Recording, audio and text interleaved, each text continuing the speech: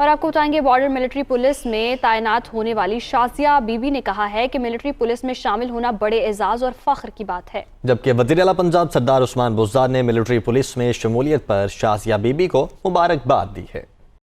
132 سال بعد نئی تاریخ رقم، پاک فوج پولیس اور میڈیکل کی فیلڈ کے بعد پہلی خاتون اہلکار قبائلی علاقے کی ملٹری پولیس کا حصہ بن گئی۔